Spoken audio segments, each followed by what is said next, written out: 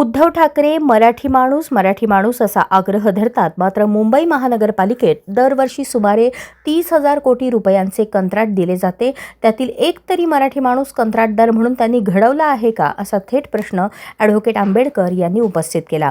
या विधानामुळे सोलापुरातील राजकीय वातावरण तापले असून आगामी निवडणुकांच्या पार्श्वभूमीवर नव्या चर्चेला तोंड फुटले आहे. बाळासाहेब आंबेडकरांच्या या टीकेने ठाकरे गटाची अडचण वाढण्याची शक्यता वर्तवली जात आहे. मुस्लिम भागातील जागा दिल्या जात आहेत आणि राष्ट्रवादी पक्ष मुस्लिम नाही असं शरद पवार म्हणतात. थँक्यू. मी कोणत्याच पक्षावरती कॉमेंट करणार नाही. आज 25 तारीख आहे. 19 तारखेला तुम्ही आणि पृथ्वीराज चव्हाणांनी एक बोगस किंवा एक वेगळं चित्र महाराष्ट्रामध्ये दिसेल असं म्हणाले. मी नाही, पृथ्वीराज बाबा म्हणाले होते. त्या पृथ्वीराज बाबांना माझी असणारी विनंती आहे की त्या स्टीफनचे जे फोटो आहेत तुमच्याकडे आले असतील तर जाहीर करा. सर, तुम्ही आता बोलताना म्हणाला की काँग्रेसकडे आता हिंदू राज्य नाही, मग याच्याकडे हिंदू अशी तो पक्ष सत्तेवर येईल असं वाटतं का? ते हिंदू हा जो मतदार आहे हा आपण आता बघितला असेल की बीजेपी पॅनिक झालेली आहे. बीजेपी ही पॅनिक मोडमध्ये आहे आणि म्हणून कधी एकनाथ शिंदेला घ्यायचं, कधी शरद पवार म्हणजे अजित पवारांनी घ्यायचं किंवा दोघांनाही जिथे गरज आहे तिथे दोघांनाही घ्यायचं. त्याच्यामुळे हिंदू मतदार हा धर्मावरती त्यांनी जो एकत्र ठेवला होता आणि आपल्याकडे त्यांनी खेचून घेतला होता, हळूहळू त्याला रिअलाईज व्हायला लागले की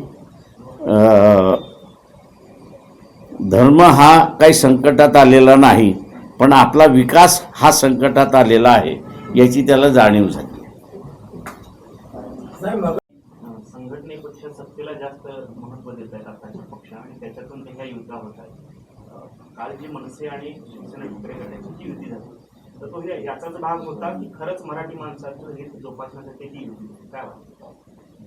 मी जे मुंबईतून म्हणणार होतो ते तुमच्या हेतूतूनच म्हणतो. बाळ ठाकरेंनी जोग नावाचे असणारे व्यक्ती पुण्यामध्ये होते, बिल्डर होते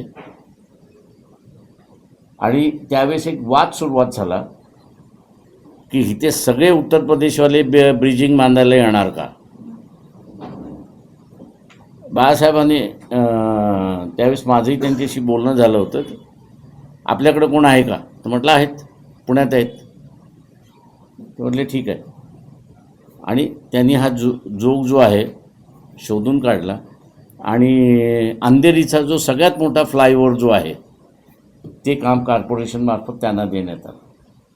आम्ही असा उद्धव ठाकरेंना म्हणतो तुम्ही मराठी माणूस करताय. कॉर्पोरेशनमधलं दर वर्षाला 30,000 कोटीचं कॉन्ट्रॅक्ट दिलं जातं.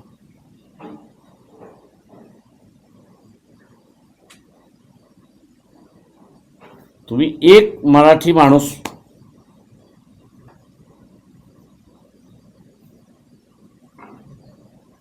कॉन्ट्रॅक्टर म्हणून डेव्हलप केला का सांगा.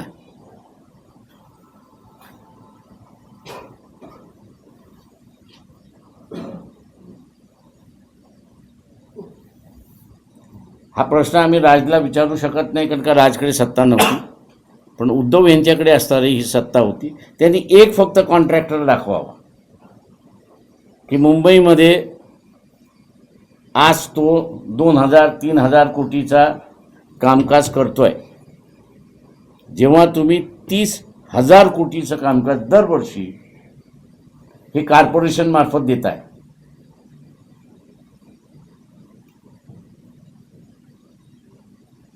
तुम्ही जर स्थानिक माणूस म्हणजे महाराष्ट्रातला राहणारा माणूस, मराठी माणूस याला तुम्ही जर कॉन्ट्रॅक्ट जे तुमच्या हातामध्ये आहे डेव्हलप करायचं ते तुम्ही देऊ शकत नसाल तर कसलं मराठी करत बसलेलात. हे असं कारण देते की बाबा आम्ही युतीमध्ये होतो त्यावेळी भाजपचे लोक होते आमच्यासोबत आणि त्याच्यामुळे बाळ ठाकरे कोणाबरोबर होते त्यावेळेस 90-92 मध्ये तेही युतीमध्ये होते. बरं, सत्ता तुम्हाला तुम्ही होत सत्तेमध्ये मेयर तुमचा होता, स्टँडिंग कमिटी चेअरमन तुमची होती, आरती स्टँडिंग कमिटी तुमची होती. तुम्हाला निर्णय घेऊन तुम्हाला ते करता आलं असतं. सगळे गुजराती आणि सगळे UP वाले भरून ठेवले कॉन्ट्रॅक्टर म्हणून.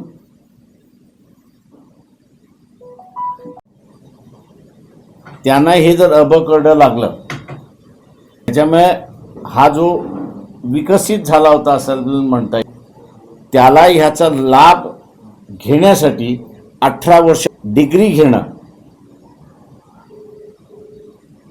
हे 24 वर्ष लागतात.